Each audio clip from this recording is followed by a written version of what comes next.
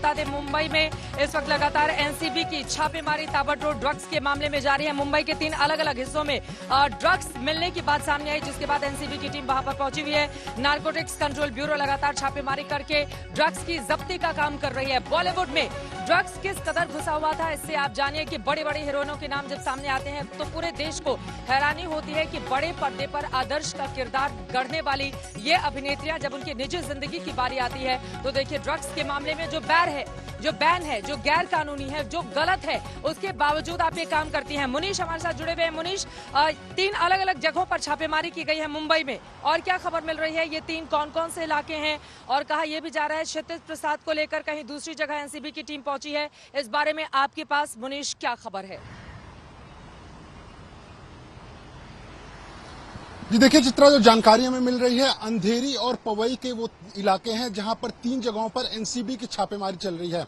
और ये छापेमारी उस सिलसिले में चल रही है जब कल और परसों में 2 बयान दर्ज किए गए थे, जिसमें कि अबिगेल पांडे और सनम जौहर, ये 2 शख्स हैं जो कि टीवी के जगत के एक बड़े सितारे माने जाते हैं। कहने को ये डांसर्स है, रियलिटी शो में पार्टिसिपेट किया हुआ है, कई सीरियल्स में काम किया हुआ है, अपना बहुत नाम कमाया हुआ है। लेकिन इन दोनों के ऊपर भी एनसीबी ने केस रजिस्टर कर लिया है। केस रजिस्टर किया हुआ है ड्रग्स कंजम्पशन का, क्योंकि जब इनके घर पर छापेमारी हुई थी तो छोटी मात्रा में वहां पर ड्रग्स मिली हुई थी, और उसी की वजह से अब इनके ऊपर भी शिकंजा कस चुका है, केस रजिस्टर हो चुका है। और उसी सिलसिले में कुछ और नाम सामने आए हैं, कुछ ड्रग पेडलर्स ने नाम बताए हुए हैं, और उसी सिलसिले में 3 इलाकों में छापेमारी चल रही है। अंधेरी में वो इलाके हैं और पवई में वो इलाके हैं, मुंबई के उपनगरीय इलाकों में। इसके अलावा जो क्षितिज प्रसाद की बात की जा रही है, देखिए वो सब पहले एकता कपूर से जुड़े हुए थे, बालाजी टेलीफिल्म्स के लिए बहुत ज्यादा उन्होंने काम किया हुआ है।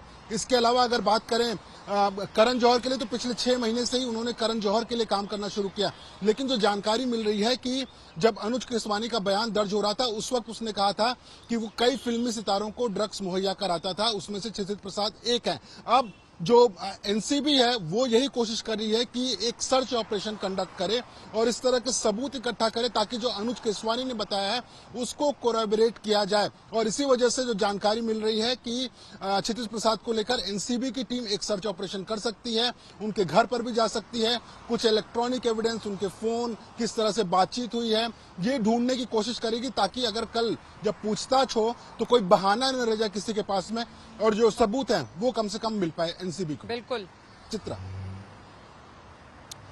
और सबूत हैं, इसी आधार पर एनसीबी ने बकायदा समन जारी किया था इन बड़े बड़े नामों को, जिसके बाद पूछताछ के लिए आज रकुलप्रीत सिंह जो कि बॉलीवुड के स्टार हैं वो पहुंचेंगे। इसके अलावा करिश्मा जो कि हैं तो वो टैलेंट मैनेजमेंट कंपनी का काम देखती हैं, लेकिन जिस तरह की हरकत सामने आई है ड्रग्स मुहैया कराने की, उसने करिश्मा को लेकर भी बहुत सारे सवाल खड़े कर दिए हैं। देखिए ये बॉलीवुड के बड़े बड़े नाम हैं, चाहे धन हो, शोहरत हो, सब कुछ इनके पास है, लेकिन उसके बावजूद गैर कानूनी कामों में इस तरह का लिप्त रहना पूरे देश के सामने बड़ा सवाल खड़ा करता है कि आखिर बॉलीवुड के इस ड्रग्स दलदल में अभी और कितने नाम हैं जो गहरे तक धंसे हुए हैं। सीधे रुक कर लेते हैं आशुतोष, एक बार फिर से आपका, चूंकि आप रकुलप्रीत के घर के बाहर मौजूद हैं, मैं चाहूंगी कि रकुलप्रीत, बॉलीवुड में अब तक का इनका किस तरह का कंट्रीब्यूशन रहा है? ये किसी बॉलीवुड से जुड़ी हुई फैमिली से नहीं आती हैं, आर्मी बैकग्राउंड है इनके फादर को अगर हम देखें, या फिर परिवार में दूसरे लोगों को देखें। मैं चाहूंगी इनके प्रोफाइल के बारे में जरा आप बताइए, क्योंकि आज रकुलप्रीत सिंह सबसे बड़ा नाम रहने वाली है एनसीबी दफ्तर में, जिनसे आज एनसीबी के अधिकारी आमने सामने बिठाकर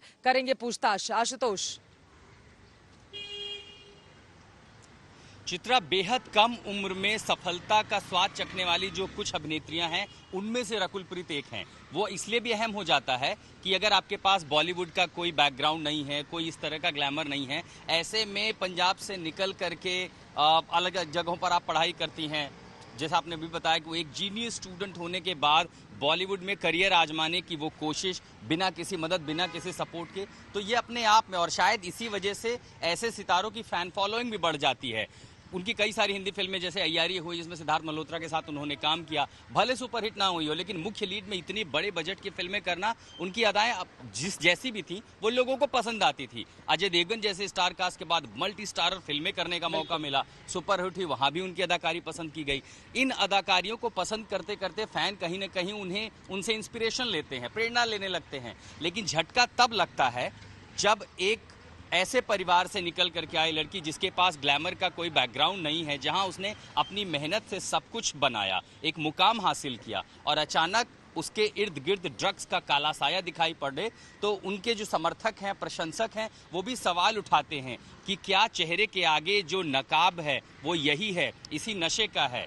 बहरहाल 10:30 बजे उन्हीं सवालों का आमना सामना उनको करना पड़ेगा जिसके आरोप लगे हैं, क्योंकि कल तक जो नाम ग्लैमर की दुनिया में छा रहे थे, आज उनके सामने जिस तरह का अंधेरा है। ये दूसरी मंजिल उनकी, ये H&M बिल्डिंग बांद्रा की, पश्चिम मुंबई, सबसे पॉश कॉलोनी। और इसलिए भी आपको पता है ये इलाका इसलिए भी मशहूर है कि ये जहां रहती हैं उनके ठीक सामने ही सैफ अली खान और करीना कपूर का घर है। अब बताइए कि आप इस इलाकों में रहती हैं, इतनी बड़ी हस्ती हैं, उसके बाद इस तरह के आरोप आप पर लगते हैं। कल रात जब वो आई थी, हमने इसी गेट से अंदर गए थे, आपको दिखा देते हैं यहाँ पर कितना बड़ा मीडिया का जमावड़ा है। और अगर कहें कि ये ई लिस्टर सितारों में से एक हैं तो गलत नहीं है, कोई अतिशयोक्ति नहीं। यहाँ से वो जाने की कोशिश करते, हमने उनसे पूछा भी क्या वो बात करना चाहते थी, लेकिन हाव भाव भंगिमा कई बार बहुत कुछ कह जाती है। और उस बॉडी लैंग्वेज में जो कुछ वो कह सकती थी उससे साफ पता चल रहा था कि मन में कहीं ना कहीं डर है, फिक्र है, चिंता भी है कि आगे यहाँ तो सिर्फ शुरुआत है। इस तरह के आरोपों के बाद, जांच के बाद, और अगर कहीं जो आरोप हैं वो सही होते हैं तो आगे करियर का क्या होगा। चित्रा।